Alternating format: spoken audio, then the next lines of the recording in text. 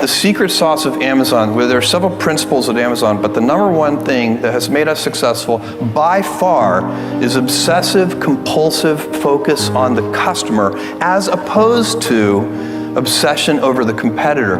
And I talk so often to other CEOs and some other CEOs and also founders and entrepreneurs, and I can tell that even though they're talking about customers, they're really focusing on competitors. And it is a huge advantage to any company if you can stay focused on your customer instead of your competitor. I spent an unusual amount of time with my grandparents, and especially with my grandfather on the ranch. So he had a ranch in South Texas, and I would spend my summers there from age 4 to 16. And when I was 4, they were taking me for the summer to kind of give my parents a break.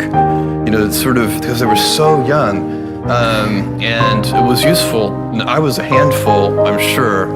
And anyway, he created the illusion for me when I was 4 years old that I was helping him on the ranch, which of course could not have been true, but I believed it.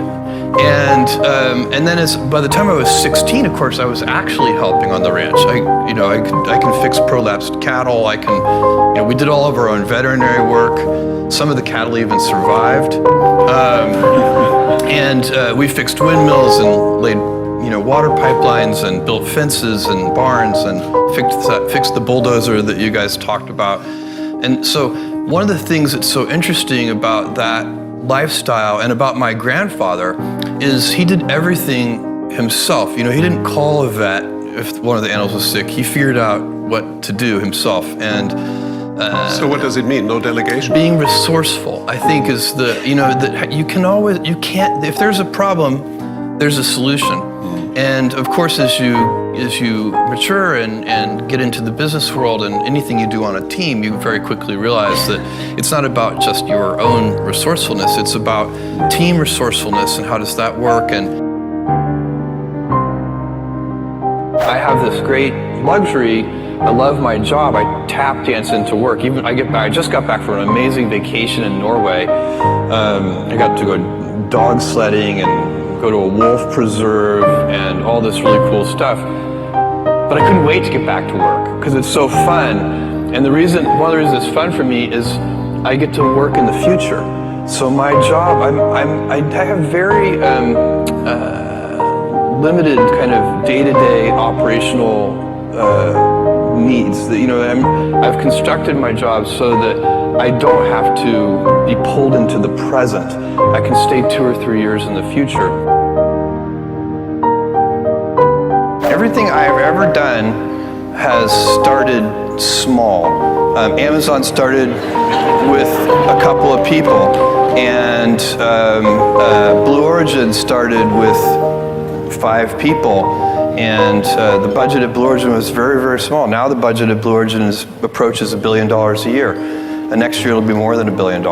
And Amazon, it literally was 10 people. Today it's 500,000 people. But it's hard to remember for you guys. But for me, it's like yesterday I was driving the packages to the post office myself, and hoping one day we could afford a forklift. And so for me, I've seen small things get big, and it's part of this day one mentality. I like treating things as if they're small. Amazon, even though it is a large company, I want it to have the heart and spirit of a small one.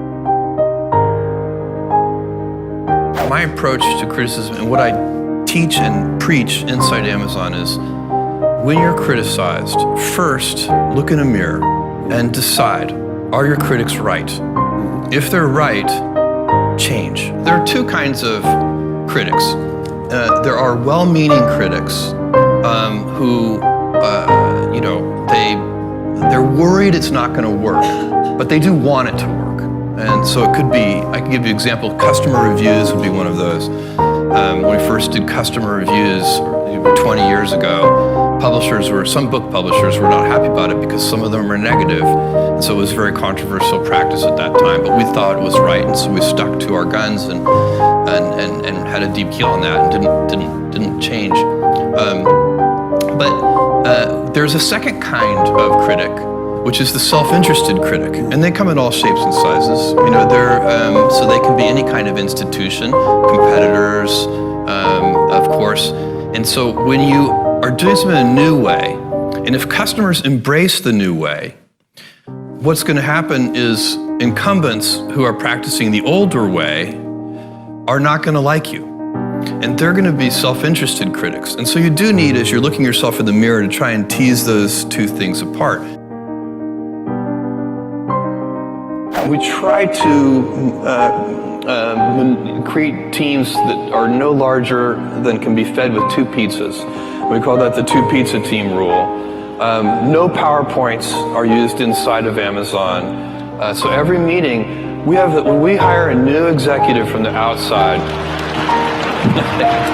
this is the weirdest meeting culture you will ever encounter. And new executives have a little bit of, culture shock in their first Amazon meeting, because what we do is somebody for the meeting has prepared a 6-page memo, a narratively structured memo that is got, real sentences and topic sentences and verbs and nouns, not just bullet points.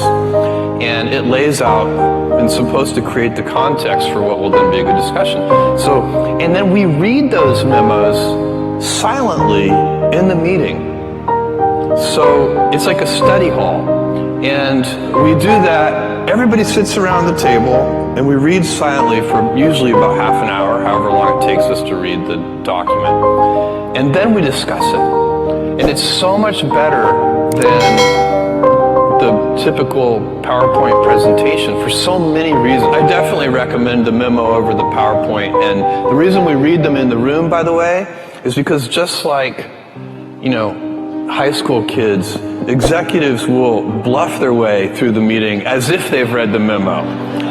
Because we're busy, and so you got to actually carve out the time for the memo to get read, and that's what the first half hour of the meeting is for. And then everybody's actually read the memo. They're not just pretending to have read the memo.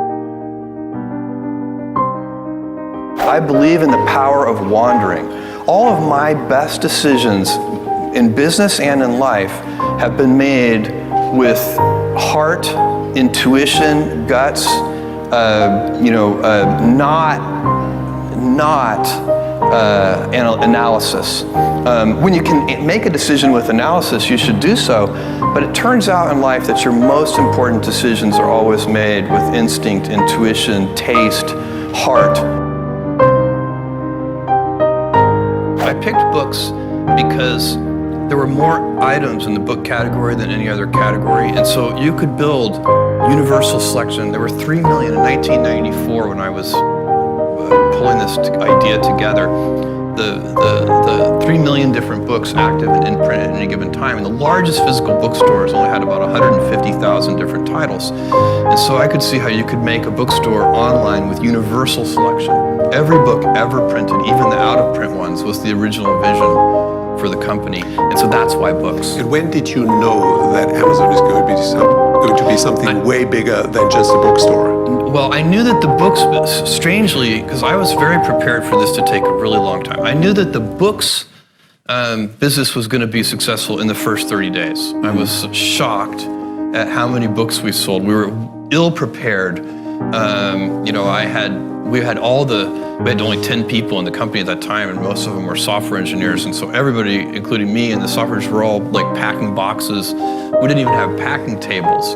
And we were on our hands and knees on a concrete floor packing the boxes, and at about 1 or 2 in the morning, I said to one of my software engineering colleagues, I said, Paul, this is killing my knees. We need to get knee pads. And Paul looked at me and he's like, Jeff, we need to get packing tables. and I was like, oh my God, that is such a good idea.